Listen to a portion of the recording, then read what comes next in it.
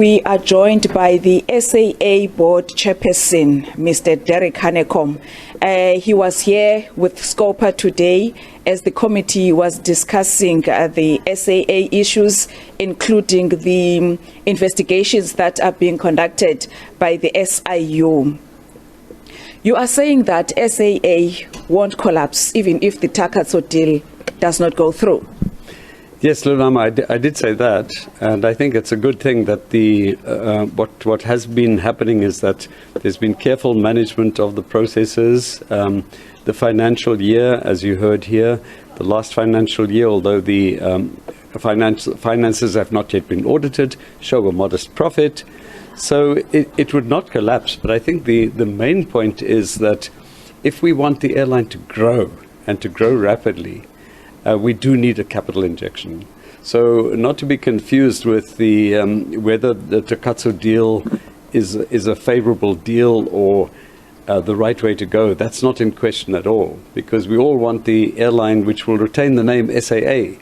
We want it to grow and grow as quickly as possible in a very competitive environment. To do so, it will need a capital injection, and we're very clear that that capital injection cannot come from the fiscus. So a partnership, a decision that was taken a long time ago, which avoided the worst scenario, which would have been liquidation, losses of jobs, no more SAA. We have an SAA. It's on a fairly solid footing at the moment, but for it to grow the way we want it to grow, that capital injection will be necessary. Talking about the SAA having a solid foot, we've heard that workers have received a salary increment. Talk to us about that.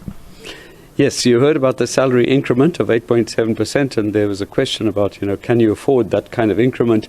But you also heard at this committee meeting that no salary increases have been obtained for a couple of years now. So, this is really a catch-up exercise, so, and ideally, of course, we are concerned about our workforce. We're working in a competitive environment. SAA depends on its workforce, depends on its pilots, its cabin crew, its ground crew. So our job is to look after them as well as we can, given the limited resources. So we're actually very pleased, although the board currently appointed found this decision had already been taken, but we're very pleased that incrementally we're improving conditions of the workers in SAA. That was going to be my next question, that these green shoots that SAA is experiencing must be good news to everyone involved. Absolutely. I mean, the very encouraging thing is that SAA staff, by and large, are extremely positive, very, very loyal to the company and the brand. So, and that has held us together, really. So, of course, people have resigned. People have moved to other airlines because some airlines can afford to pay salaries that SAA could actually never afford to pay because they're highly state subsidized. But the fact of the matter is there's a high level of loyalty, which is very encouraging. But we have to nurture that. We have to nurture the people that keep the airline going. We have to look after them and make sure that they are valued, appreciated, and of course that as much as possible we continuously improve their working conditions.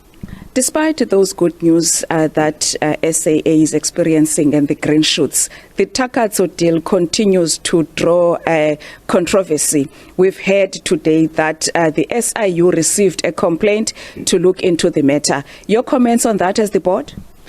Well, I think that's all we know as well. The SIU is simply reporting that it received a complaint, and it is obliged to investigate a complaint. So there's nothing more at this stage.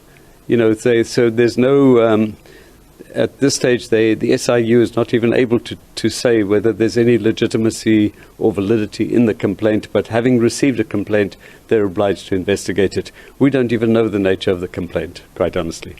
Going forward, what is the SAA's target as the board, the new board that has been there? What are your targets in growing the airline?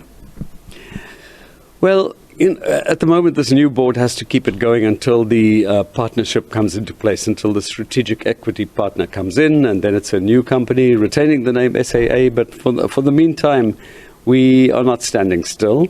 We have to make sure that all of the basics are conducted properly, that compliance with the PFMA is done and done properly, well, but that we don't stand still. And that's why there's this gradual expansion, the acquisition of 6 new aircraft or leasing of 6 new aircraft, the expansion of routes. It's continuing.